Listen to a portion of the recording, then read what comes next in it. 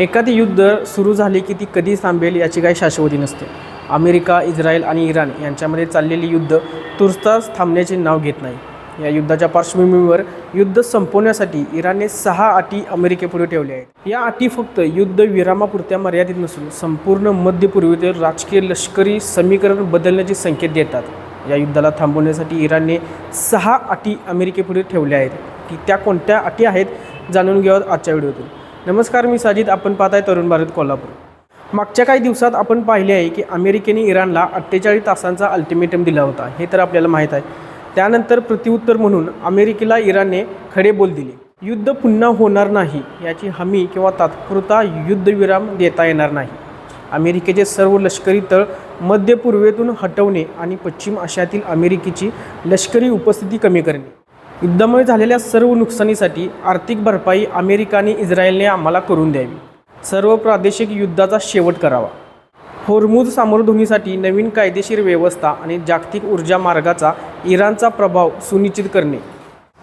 इराणविरोधी प्रचार करण्याला माध्यमातील संबंधित व्यक्तींवर कारवाई करण्यात यावी. इराणने सुरुवातीच्या मोठ्या प्रमाणातील क्षेपणास्त्र हल्ल्याऐवजी आता अचूक लक्ष्यावर हल्ले करण्याची रणनीती तयार केली आहे.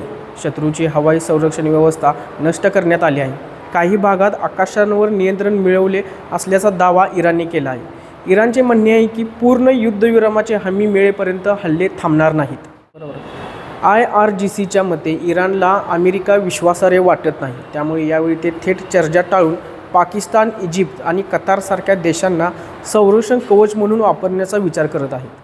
या सर्व अटीनंतर इराण शांत बसलेला नाही. तो अजून पुढे म्हणाला की आमची डिफेन्स पॉलिसी आम्हीच ठरवणार. त्यामुळे अमेरिकेने यामध्ये अजिबात गुडबुड करायचं नाही. युद्धानंतर आम्ही होर्मुझ सुरू करू, पण तिथे आम्ही टॅक्स वसूल करणार आहोत. जसे की आपण टोल नाक्यावर टॅक्स देतो, अगदी त्याचप्रमाणे इराण तेलाच्या जहाजांवर टोल टॅक्स वसूल करणार आहे. कारण इजिप्त सुएझ कालव्यामधून जाण्यासाठी जहाजांवर टॅक्स आकारला जातो. पनामासुद्धा पैसे वसूल करतो. अमेरिका स्वतः पैसे वसूल करतो. मग आम्ही घेतलं तर काय प्रॉब्लेम आहे? आता यापुढे इराणसुद्धा पैसे घेणार आहे. या आमच्या अटी आहेत तरच आम्ही थांबू, नाहीतर आम्ही थांबणार नाही, हे त्यांनी स्पष्ट केले आहे. या पलीकडे ट्रम्प म्हणतात की आमची चर्चा ही इराणसोबत झालेली आहे, परंतु अशी कोणतीही चर्चा इराणसोबत झालेली नाही. मग ट्रम्प खोटं बोलतात का? होय, तर ट्रम्प 100% खोटं बोलतात. याचा अनुभव भारताला मे 2025मध्ये आला आहे. इराणच्या सोबतच्या युद्धात देखील ट्रम्पने सीजफायर घोषित केले, पण इराणने आपल्याच अटी अमेरिकेसमोर ठेवल्या. दुसरीकडे बघायला गेलं तर इराणने इस्रायलवर हल्ले केले आहेत. हैफामधील ऑइल फॅसिलिटीवरती जोरदार हल्ले झाले आहेत. इथूनच इस्रायलची 60% तेलाची गरज पूर्ण होते. 65% पेट्रोल इथून येतं, तर 59% गॅस आणि 52% विमानाचे इंधन याच ऑइल फॅसिलिटीमधून येत असतं. याचा अर्थ स्पष्ट आहे की इराण त्यांच्या मुळावर म्हणजेच इन्फ्रास्ट्रक्चरवर घाव घालत आहे.